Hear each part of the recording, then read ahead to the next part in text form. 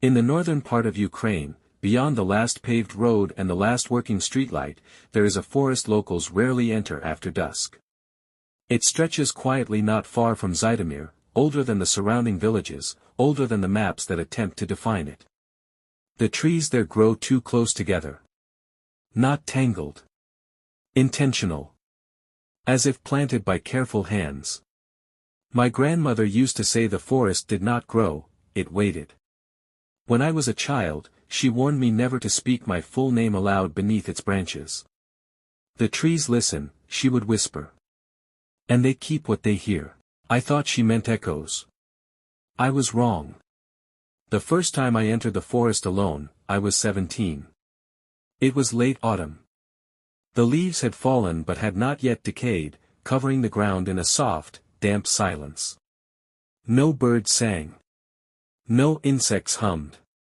Even the wind felt, withheld. I walked deeper than I ever had before. Past the birch line. Past the old hunting marker carved with faded initials from decades ago. That was when I noticed something strange. Carved into the bark of several trees were names. Not initials. Not symbols. Full names. Dozens of them. Some recent, some so old the bark had grown around the letters, distorting them. And one of them was mine. Carved cleanly into a trunk that had no scar tissue. Fresh. Waiting. I ran my fingers over the carved letters. They were deep. Precise. Not scratched. Inscribed. The wood beneath felt warm, despite the cold air. I stepped back, heart racing. I had never brought a knife into this forest. No one I knew would joke like this. And yet my name was there, complete and correct, even the middle name almost no one used. Behind me, a branch snapped. Not loudly. Carefully. As if stepped on deliberately, I turned. Nothing.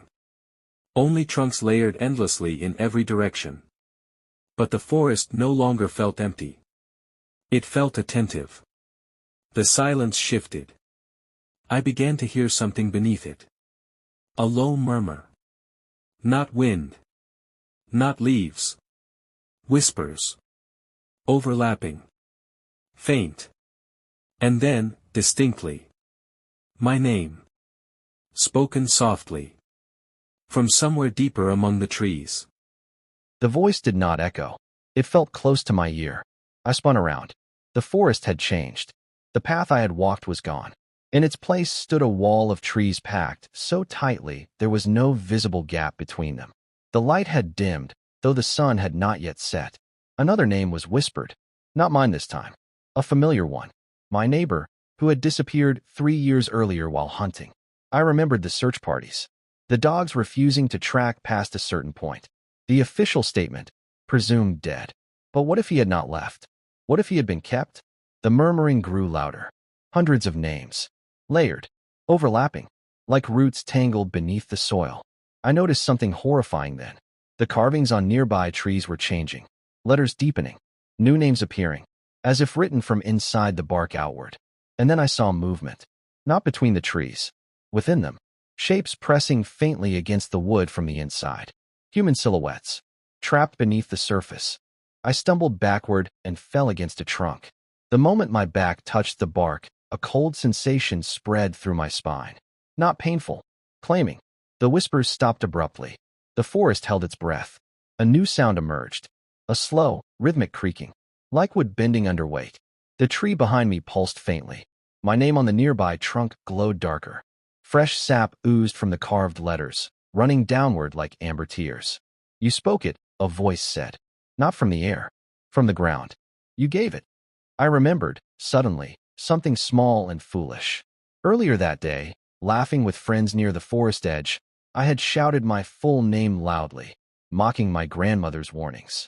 The wind had carried it inward, and the forest had answered. A thin crack opened along the trunk before me. Inside, I glimpsed something impossible. Not darkness. Memory. Flashes of moments from my life. Childhood. Arguments. Regrets. Fears. The forest was not hunting bodies. It was harvesting identities. The crack widened. The shape within the tree pressed outward. Its outline matched mine. Exactly. It lifted its head. Its face was unfinished, smooth wood where eyes should be.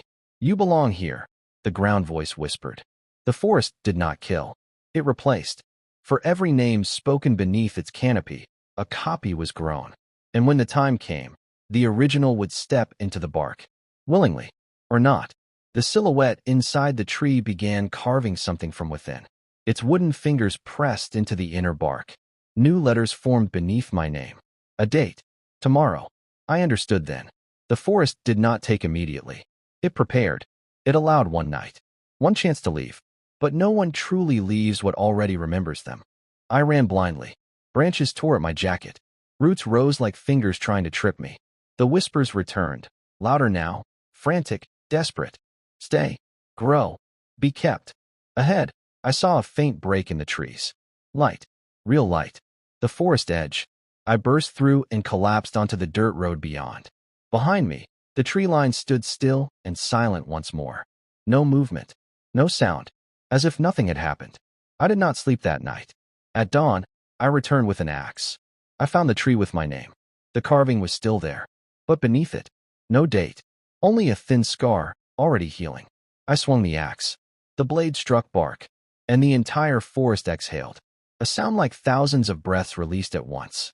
The tree bled sap thick and dark. I dropped the axe and stepped back. From deep within the forest came one final whisper. Not my name, but a warning. Do not speak. Years have passed. The forest near Zhytomyr still stands. Occasionally, someone disappears. Occasionally, new names appear carved into bark. And if you ever walk beneath trees that grow too perfectly aligned, be careful what you say, because some forests do not echo.